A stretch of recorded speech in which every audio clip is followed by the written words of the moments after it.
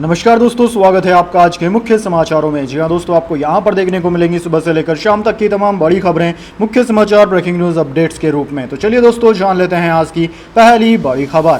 MP Rajasthan में प्रधानमंत्री मोदी की सभा। भोपाल में बोले कांग्रेस को अर्बन नक्सल चला रहे। जयपुर में कहा घमंडिया गठबंधन सनातन को मिटाना चाहता है। जी हाँ दोस्तों, प्रधानमंत्री मोदी ने सोमवार को चुनावी राज्य मध्य प्रदेश और इसके बाद राजस्थान में सभाओं को संबोधित किया। उन्होंने जयपुर में कहा कि घमंडिया गठबंधन सनातन को जड़ से मिटाना चाहता है, लेकिन अगले चुनाव में वे खुद जड़ से उखड़ जाएंगे। राजस्थान के लोगों ने गहलोत सरकार को हटाने का ठान लिया है। इससे पहले पीएम ने भोपाल में कहा कि जब मोदी गारंटी देता है तो वह जमीन पर उभरती है और घर घर पहुंचती है। वहीं कांग्रेस अब एक कंपनी बन गई है जिसे अर्बन नक्सल चला रहे हैं। इसके बाद दोस्तों, अगली बड़ी खबर। श्रीलंका बोला चीनी जहाज को रुकने की इजाजत नहीं, भारत की चिंता सही, क्षेत्र में शांति सबसे जरूरी, हमने नियम बनाने में उनकी सलाह ली।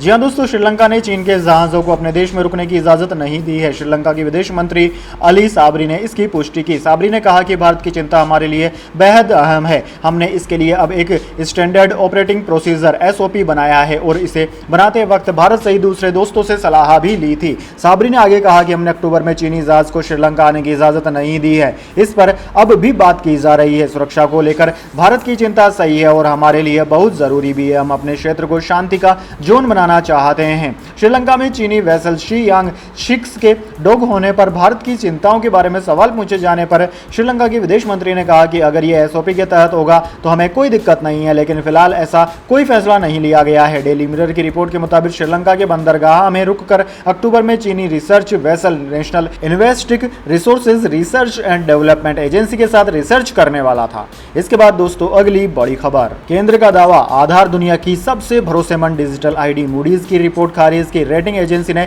सुरक्षा गोपनीयता पर सवाल उठाए थे।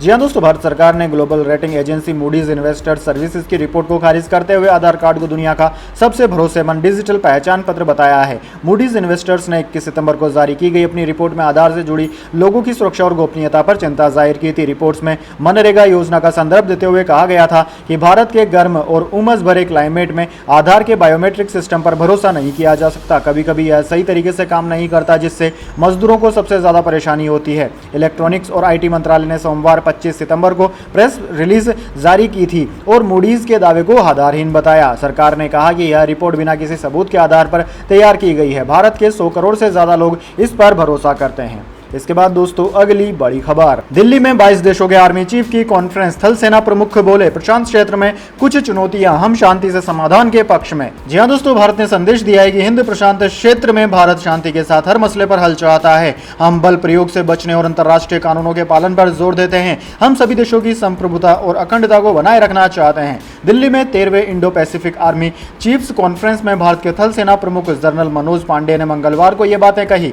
सेना और नेवी की यह दुनिया की सबसे बड़ी कॉन्फ्रेंस है। मानिक शाह सेंटर में 25 सितंबर से शुरू हुई इस कॉन्फ्रेंस में अमेरिका और कनाडा समेत 22 देशों के आर्मी चीफ 27 सितंबर तक रहेंगे। इंडो पैसिफिक रीजन में चीन हमेशा से एक तरफा अधिकार जमाता रहा है। जनरल पांडे ने चीन का नाम लिए बिना कहा कि हम किसी भी तरह के विवाद का शांतिपूर्ण हल चाहते हैं। इसके लिए सभी देशों के साथ बातचीत होनी चाहिए। लड़ाई से इसका समाधान नहीं हो सकता। इसके बाद दोस्तों, अगली बड़ी खबर। अब एक एक रुपए के लिए मोहताज होंगे खालिस्तानी। विदेशी फंडिंग पर भारतीय खुफिया एजेंसियों की नजर।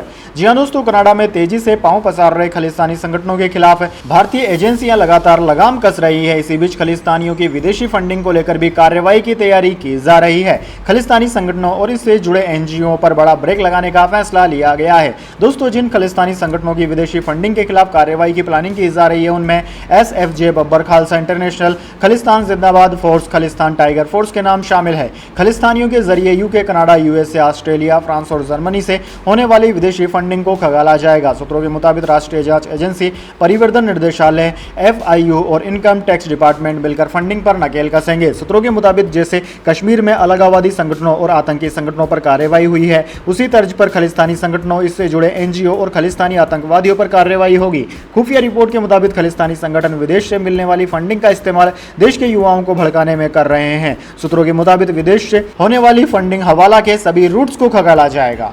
इसके बाद दोस्तों, अगली बड़ी खबर। प्रधानमंत्री ने रोजगार मेले में 51,000 ज्वाइनिंग लेटर बांटे। कहा 9 साल में इनोवेटिव तरीके से बदलाव हुए, तकनीक से भ्रष्टाचार घटा, सुविधाएं बढ़ी। जी हां दोस्तों, प्रधानमंत्री मोदी ने 9वें रोजगार मेले के तहत 51,000 युवाओं को ज्वाइनिंग लेटर दिया। ये युवा पिछले कुछ दिनों में केंद्र सरकार के अलग अलग विभागों में भर्ती हुए। इस मौके पर पीएम ने कहा कि पिछले 9 साल में इनोवेटिव तरीके से बड़े बदलाव हुए हैं, तकनीक का इस्तेमाल बढ़ने से भ्रष्टाचार घटा है और सुविधाएं बढ़ी है। ये रोजगार मेला देश भर में 46 स्थानों पर आयोजित किया गया। पीएम मोदी दिल्ली के नेशनल मीडिया सेंटर में आयोजित इस कार्यक्रम में शामिल हुए। यहां से उन्होंने 45 जगहों पर मौजूद युवाओं को वीडियो कॉन्फ्रेंसिंग के माध्यम से ज्वाइनिंग लेटर सौंपा। इसके बाद दोस्तों अगली बड़ी खबर, केंद्र सरकार खाद्य सुरक्षा कानून और एलपीजी सब्सिडी स्कीम की करेगी समीक्षा, फिजूल खर्ची और चोरी रोकने के लिए लिया फैसला। जी हां दोस्तों, केंद्र सरकार ने राष्ट्रीय खाद्य सुरक्षा कानून और रसोई गैस पर दी जाने वाली सब्सिडी स्कीमों का आकलन और मूल्यांकन करने का फैसला किया है, जिससे फिजूल खर्ची को रोकने से लेकर सरकारी धन की चोरी और बर्बादी को रोका जा सके। साथ ही इन योजनाओं के सही लाभार्थियों को इसका फायदा भी मिल रहा है या नहीं, इसका पता लगाया जा सके। नीति आयोग के अधीन आने वाले development monitoring and evolution office ने